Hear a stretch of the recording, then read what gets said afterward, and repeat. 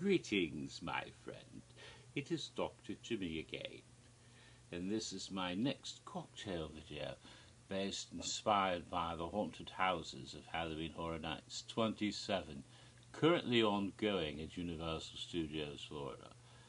Let me see, today is still, I believe, yes, it's still Monday, October 2nd. Yes, it's October already. Oh dear, what's my hair doing? Something silly there. Get that fixed up. Alright, here we are. Hate it when it does silly things. Sticking up out of it. That's bad. Well, that's worse. It's about as good as it's going to get.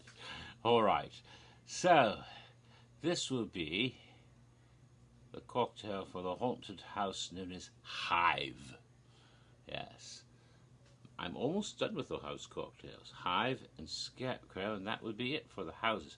Then I have to start figuring out the scare zones. Maybe I can wrap this up before I'm done with the event. Yes, I have been going to the event every night of the event so far, all 10 nights so far, which is quite fun, but it's sort of difficult to do the videos because I really like to do them at night, and by the time I get home after a night's event, it's really right to bed so I can crawl up next morning and try to proceed. But first, let me show off my t-shirt as I am wont to do. This is interesting. It says Hard Rock Cafe Orlando on the front and on the back. You can see it. It says Halloween 2017. Yes, so it's not actually a Halloween Horror Nights t-shirt, and yet it is a shirt sold exclusively at Universal Orlando Resort, because it does say Orlando, right? And it's Orlando, not just any Hard Rock Cafe, and it's Halloween t-shirt. So it is in fact a Halloween shirt sold during Halloween Horror Nights in Orlando, but not a Halloween Horror Nights shirt, which is kind of interesting. It's sold at Universal Orlando Resort, but not at Universal Studios Florida. Sold only at the Hard Rock Cafe. I just thought it was clever. I decided to get one for that reason. Alright, Hive. I'll get a little bit into some of the story behind Hive, if needs be. If not in this video, in another one. Maybe this one, depends. But the cocktail itself had to come up with this for this original house. An original house set in a spooky little house somewhere in a mysterious town, Cary, Ohio, where these vampires have emerged. A little bit of borrowing some of the plot ideas from Mr. King's book, Salem's Lot, although unofficially inspired by the look of the movie, but at the same time going well beyond that and making an original story concept out of set pieces that were originally meant for something else entirely, but a much better job than purging Scream at one point.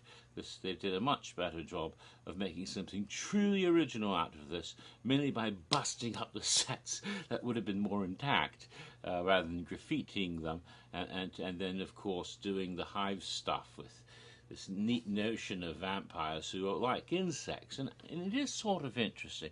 They are a bit insectile. I hadn't really thought about it before. Alan Moore did something in Swamp Thing a few years ago to show a similarity between vampires and certain insects, and that they might breed like flies at some point if they were given their own grounds. But think about it. They are parasites that suck blood, rather like mosquitoes or fleas or lice or even ticks. I don't think ticks are insects, so I think there's some other sort of I don't think they're arachnids. It might be some sort of arthropod, not anthropod, that's like a human or an ape, but an arthropod, which is a different sort of creature altogether. That mites and those sorts of things. So there's a lot of blood-sucking, creepy crawlies, and they do, you know, it is potentially they could form a hive like those colonies of insects like bees and wasps and ants and termites especially. That seems to remind me of that. There's one big bloated queen and all the little, it makes me wonder the different types of vampires. There's certain specific characteristics, but could it be that there are different types like drones and workers and soldiers? Anyway, I'm just wondering. But does seem to have a very much of a hive nest type feel, and the idea that not only they break up houses and put coffins and stuff, but they seem to make nest-like, hive-like structures, like a bee would make out of wax, or like wasps would make out of paper for the big hive. What is it stuff? It's red and clotted. Is it blood? But and I'm convinced that that's something they excrete after drinking lots of blood. It's vampire poop. Yes, it's vampire guano. I'm convinced that stuff that they've made their hives out of throughout the house it is some kind of congealed vampire excrement. So I have to be careful not to step in the vampire poo. At least that's what my theory is. I don't know if art and design is that what they intended, but that's the impression I get. But it's quite an amazing house. Considering it's an overlay, they did a really brilliant job of making it look like it was meant to be that in the first place. So, what can I do then if I have a sort of vampire house that suggests that vampires have a similar way of living to insects and forming these sort of hive-like colonies? So I need something that would suggest both of these things, but evoke vampirism, but also the sort of entomological, entomological. Those are two different words. One is like the source of words, and one is about buggies. Entomological, yes, because it's insect studies, factors, comparisons. So I came up with a couple of ideas. And some old friends of ours, liqueurs I've used in the past. First, Campari. Campari, of course, is a lovely crimson colour. It's reminiscent of a vampire's favourite beverage, which isn't, of course, Campari. I never drink Campari. No. Vampires prefer a different red liquid, of course, one with a much higher protein count. Tends to clot a bit. Yes, but that's not what we're talking about here. But it's not just the colour, which is important, of course, in the cocktail. You have to consider the colour. I wanted to make it a bit red, but at the same time, why is Campari red? If you know this, it's appropriate to Hive in that respect, because there are little crawly creatures, little red beetles whose shells are crushed, and the red pigment comes from crushed beetle shells. Did you know that? This lovely aperitivo from Italy originally contains, as I say, Milano. I guess Milano. David Campari. Yes, it's bitter. It says at the bottom, but indeed, it's crushed beetle shells is where you get the red. So I'm going to put some of that into my nice shiny chica. Probably a whole bunch like that. Alright, and then I put that into my iced cocktail shaker. That's some of the fluid Louis, and then I put here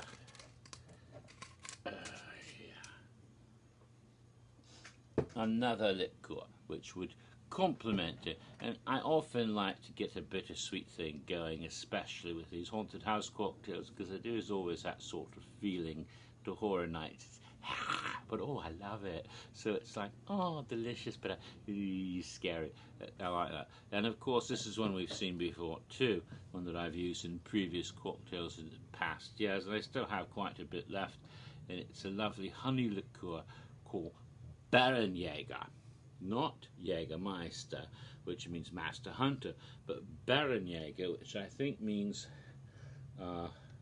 bear hunter, or and we have here the bear, and of course it's a honey liqueur because when bears hunt, they hunt honey.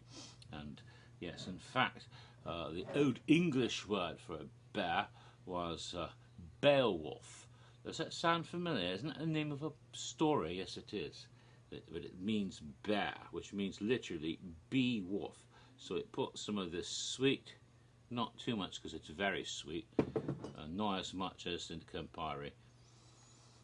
Nice honey smell. Then we pour that in, the golden amber liqueur, and put the little hive. Yes, yes, the cap of the Berenjäger is shaped like a hive. Isn't that perfect for our cocktail that we have for the haunted house? That we actually have a little beehive thing. And what is that? What is that on the label? It's a hive. Yeah, exactly. So I'm not putting any bitters, and I don't need that. I'm not going to. That's just it. Campari and Berenjäger. That's what I came up with. And the shaking and the shaking.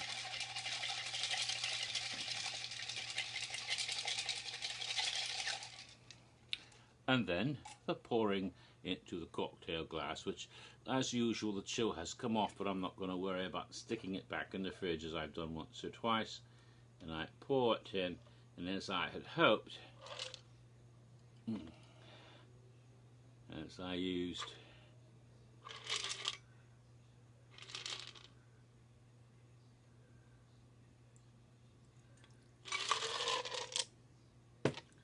quite a bit of the Campari, but not so much, and Berenjäger, but as I had hoped, it comes out with a red colour.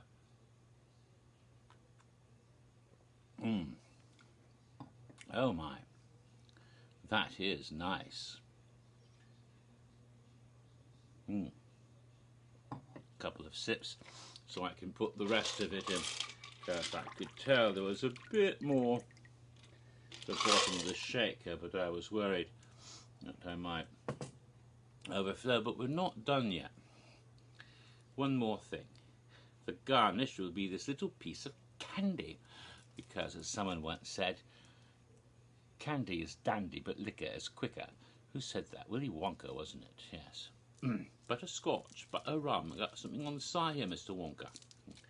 Candy is dandy but liquor is quicker. Yes, I remember that one. So we have here, this is a piece of Italian honey candy. It says Specialità Italiana. It's candy with Italian honey,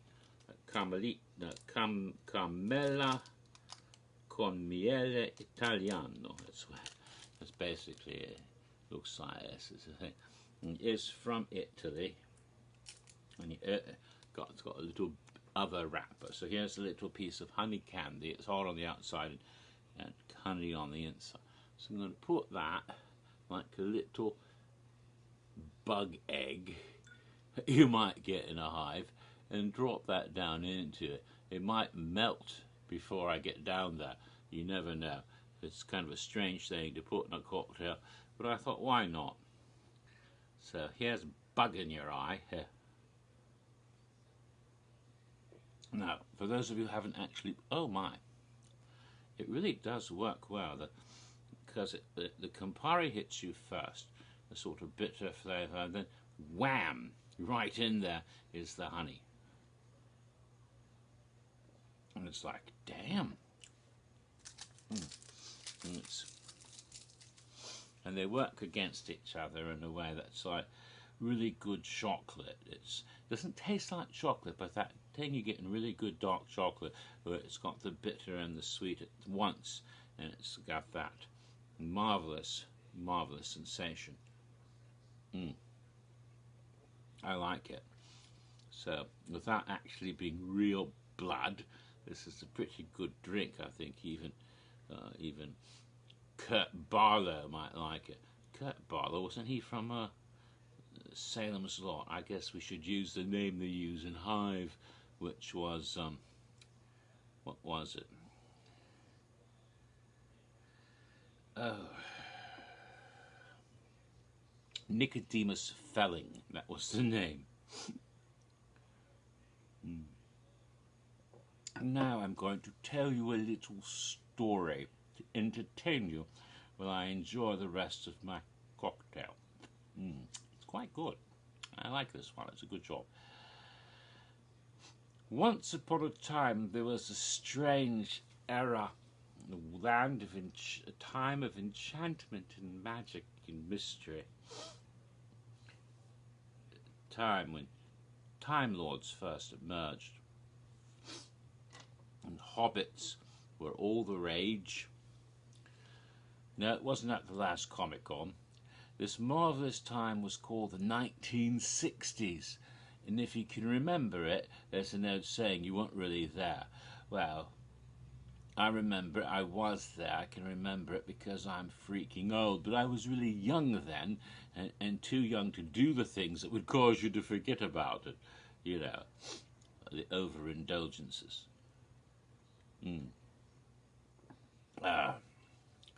It was when I was born, in the early 60s, and when I lived through them into my young childhood. It was a time when all sorts of imaginary interests became quite the rage. And stuff that people take for granted now, but it was new, exciting and wonderful, especially people liked the occult, and there were dabblings in it all over the place, and popular fiction. And then there came a man named Ira Levin, and he wrote a novel called Rosemary's Baby, and it was a huge bestseller, and they made a movie which became a huge hit movie, and unusual to have Academy Award nominations for people in a kind of spooky movie about the devil, but it did. And then a lot of people involved in the movie either died or had horrific tragedies occur to them. You know, William Castle, the producer, died suddenly. Roman Polanski, the director, well, he had his wife and unborn child murdered by the Manson family. I mean, that was quite a shock. Such a shock it caused him to go off and start molesting 14-year-old girls. I'm not saying that's why he did it, but he wasn't in. It was very shortly after, you know, his wife, who was reputed to be the most beautiful woman in the world at the time, Sharon Tate, was grotesquely murdered, and her unborn child cut from her womb by the lunatics of Charles Manson's own little hive of crazy people. Yes, so I'm not excusing Polanski, but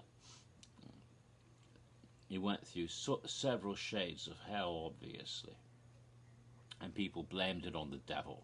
They said it was a curse for making that movie. Yes, and it caused people to get more excited, because here was this idea that not only do you have a really scary book and then a scary movie, but the idea there might be something true behind it. A true, notice the quotes, spooky story that influenced it. Oh my goodness. Excitement. People were, and that sparked it, but then it got even better. In the early 1970s, because of the success, huge success of Rosemary's Baby, people began looking for that sort of thing. So when William Friedkin wanted to write a book about the devil, the publisher said, "Oh yes, give us another spooky devil book." And so he wrote this book, based in part on actual incidents that had been recorded, an actual exorcism which people thought was something out of the Middle Ages, but it had actually happened in recent times. And you thought, isn't that exciting?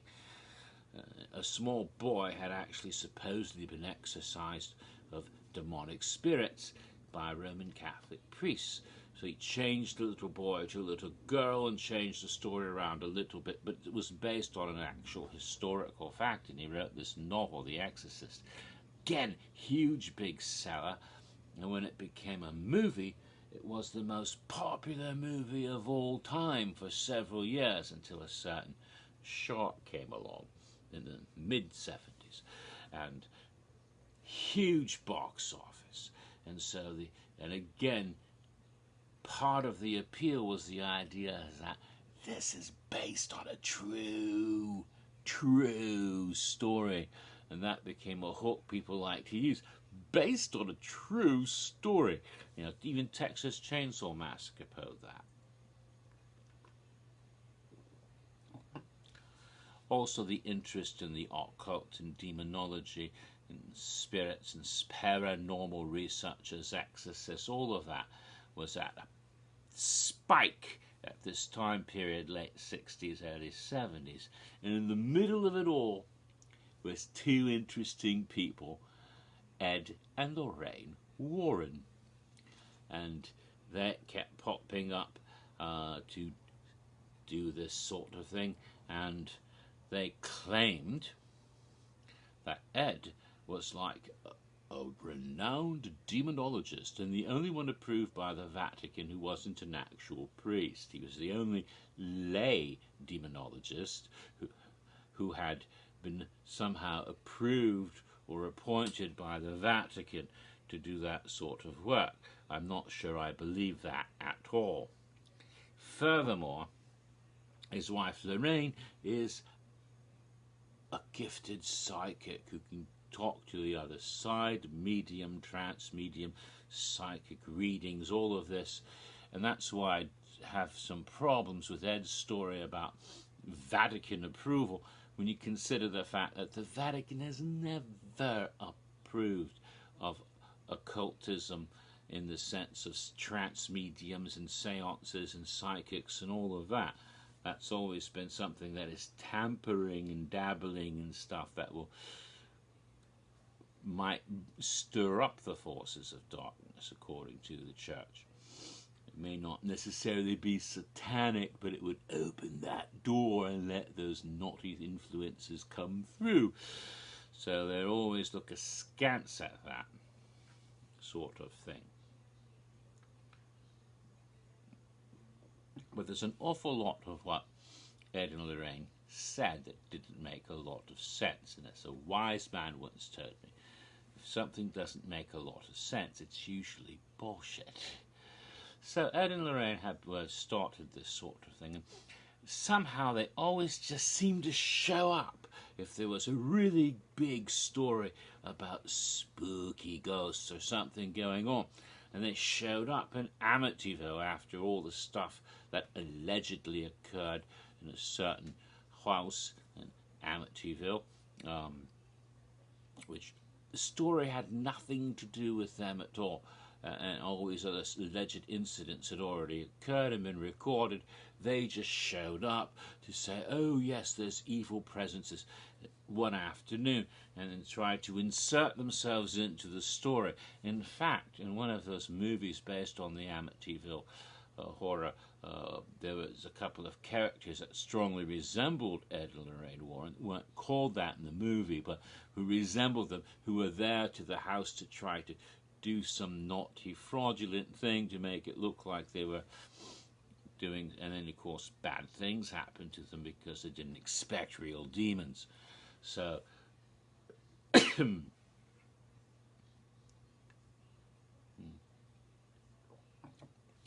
it was obvious, even though names weren't used, that this might have been a little bit of wink wink nudge nudge, and perhaps a bit of criticism of the two. Likewise, one of the most famous cases in Britain, the Enfield poltergeist case, which seemed a bit dubious for other reasons and also inspired the wonderful Ghostwatch Halloween special in the early 90s. It's available on video, and you might be able to catch YouTube videos because it's hard to see. It was never rebroadcast on the BBC after the first time because it caused a wee bit of a panic when some people thought it was for real. One of those supposedly real, true, live broadcast paranormal ghost hunting type programs, except some really spooky shit started to happen in the filming, and somebody kept showing up. behind, lurking in the background or something that scared the bejesus out of the people watching it. Is this really happening? And that was based on the same exact story that the Warrens went to investigate, the Enfield poltergeist case, which may have been made up by a couple of little girls.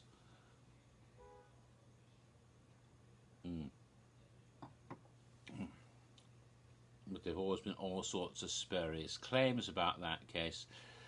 At any rate, the Warrens flew to Britain and looked at the house one afternoon and then went back to the United States, and that was it. They were barely there.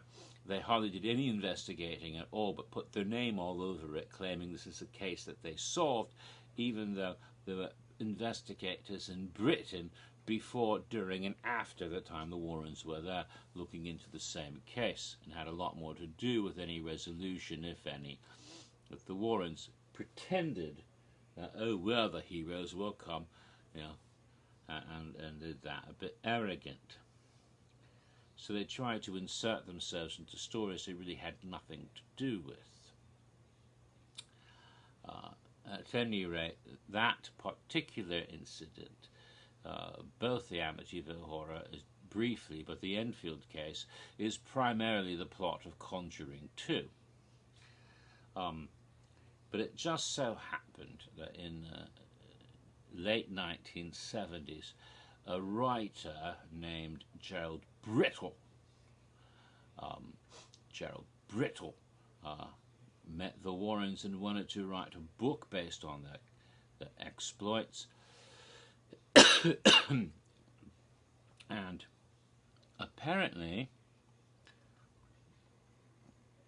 after interviewing them and going on some of their cases, allegedly looking at the strange artifacts they claimed were cursed and all of this, he wrote this book called The Demonologist.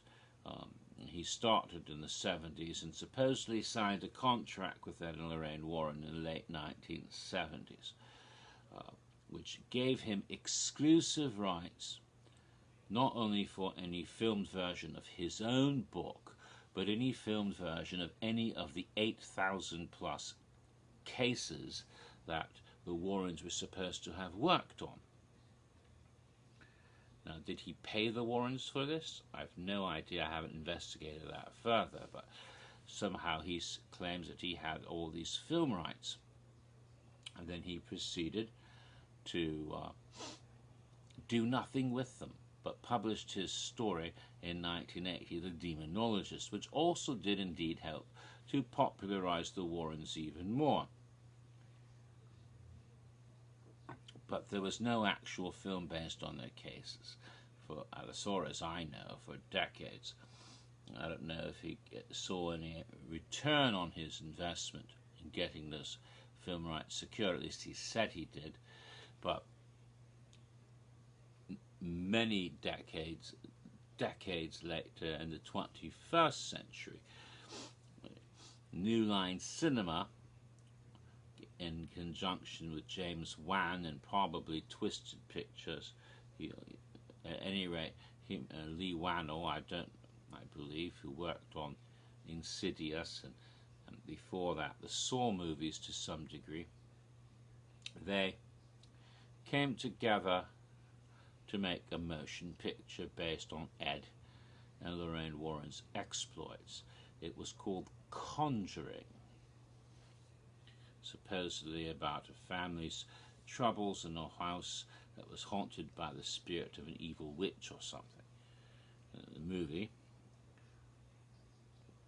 and also featured a creepy little doll named Annabelle, which was sort of a side thing that wasn't even a major part of that movie, but it looked nothing like the doll that was supposedly the real Annabelle, because that was a regular Raggedy Ann doll, unlike the one in the movie, but had a curse on it, you see. So it doesn't matter what it looks like.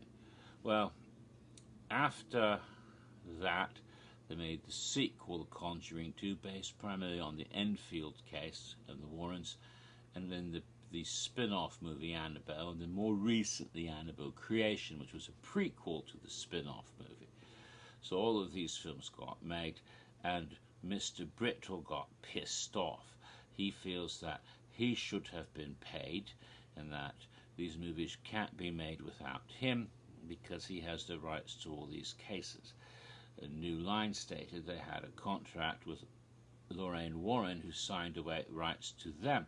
He says that she had no right to do that because she had signed the rights to him first.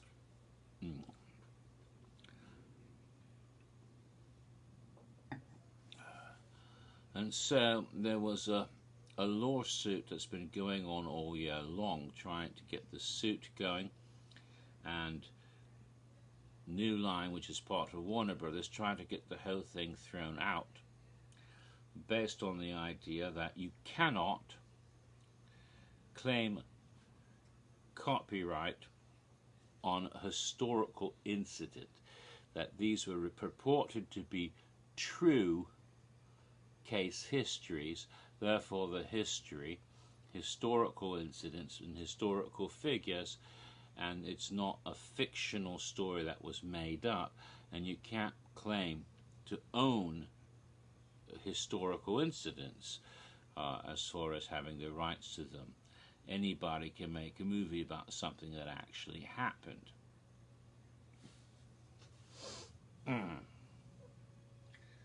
And Brittle then decided to admit, and I guess the Warrens are, I don't know if Lorraine is dead or not. If she isn't dead, she's really old, but she, of course, insisted on the veracity of the stories. But Ed Warren's been dead for a few years. But Brittle then said, oh, well, actually, I made a lot of it up, and this is fiction. Therefore, these are my stories. And then NBC, not NBC, Warner Brothers says, that was a cat, by the way, just went by, looked at my cocktail and put its tail by us. That was Lenny. Warner Brothers says, no, no, no. For all we knew, these are historical facts. Therefore, these are historical facts, and some people are like saying, well, does this mean that Warner Brothers will have to prove that ghosts are real and prove that spooky things like this happen in order to win their case before a judge and a jury? In order to prove that these are historical facts, do they have to prove that there are spooky ghosts? Yeah. And that is quite an interesting situation they might have gotten in. But they tried to get the whole thing dismissed, but the judges allowed it as of this August, allowed it, and so it appears that it will be going to trial next spring. In the meantime, though, Warner has launched a countersuit against Brittle, stating that they had tried to buy him out before and he refused, claiming that he didn't have the rights to the stories after all, or that he had given them to a different person whom Warner had worked with, and then reversed himself when he stood a chance of making money. $900 million. In other words, pretty close to $1 billion is what he's suing them for. Well, the result of all of this is that Universal was going to make a haunted house based on the Conjuring franchise, and I believe both films, Conjuring and Part 2, are supposed to be this haunted house, and they thought the deal was good. It was good, and they were actually designing and building the sets when all this lawsuit stuff started getting more and more intense, and it reached a point where they knew they couldn't proceed by having the Conjuring at Horror Nights in case they might get balled up in the whole claims, because if Brittle could claim against the company, they could claim against any use of the Conjuring. You know, the legal department said it's dangerous, drop this. So they did.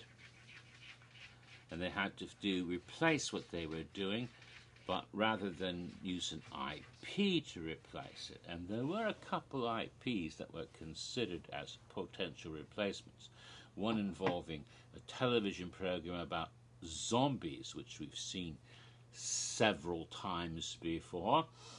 Thank God they chose not to do that one.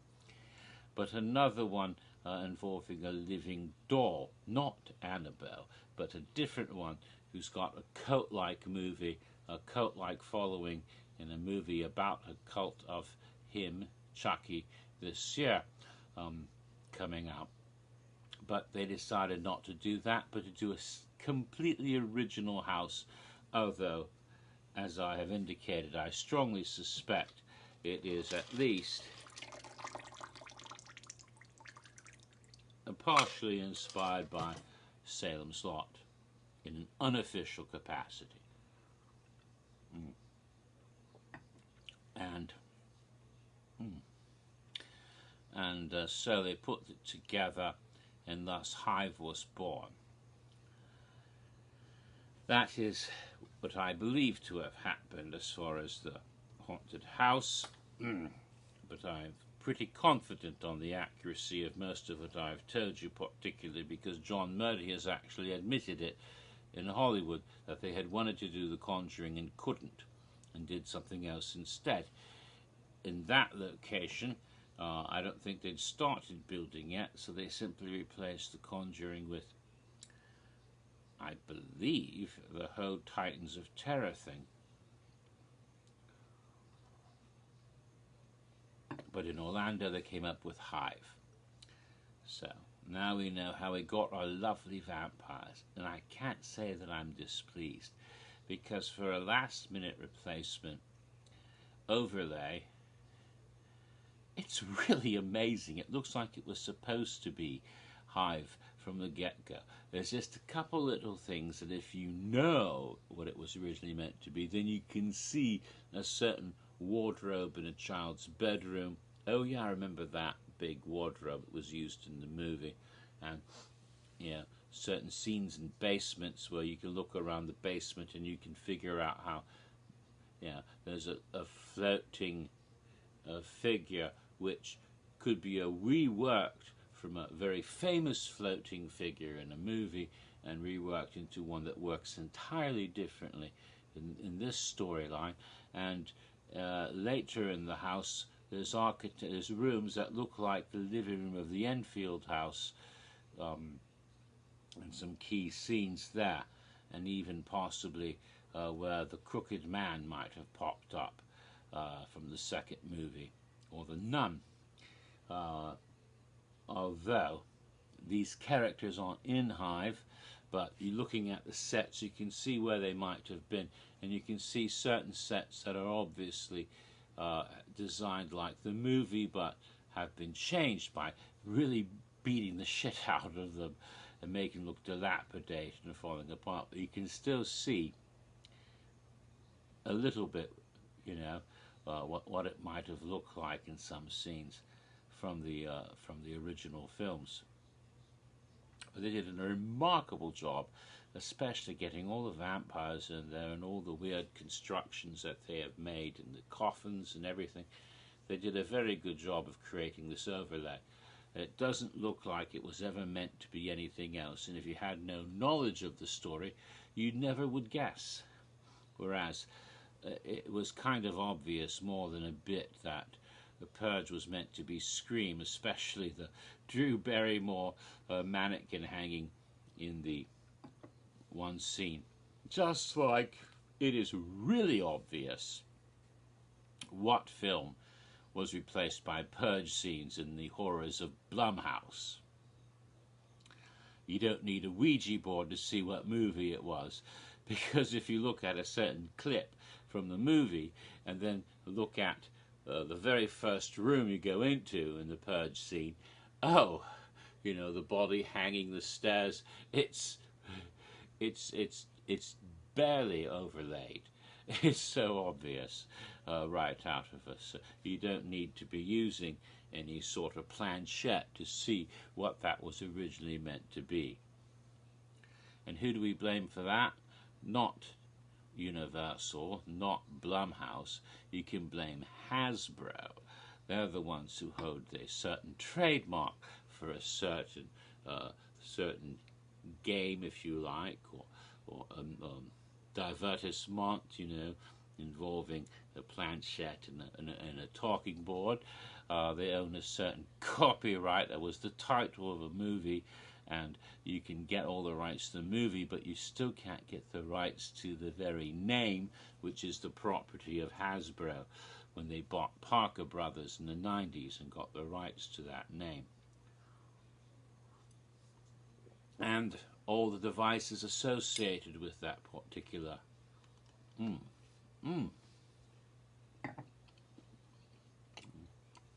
fortune-telling device. So that's my cocktail for Hive. And this is a 40-minute video. I wonder if it'll even load up. I've never done one that long before. I better stop before it gets any longer. But my last one will be for Scarecrow. Maybe that'll be tomorrow.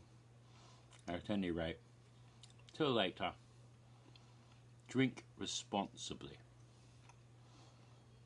Even if you are a vampire. In which case you should really drink responsibly.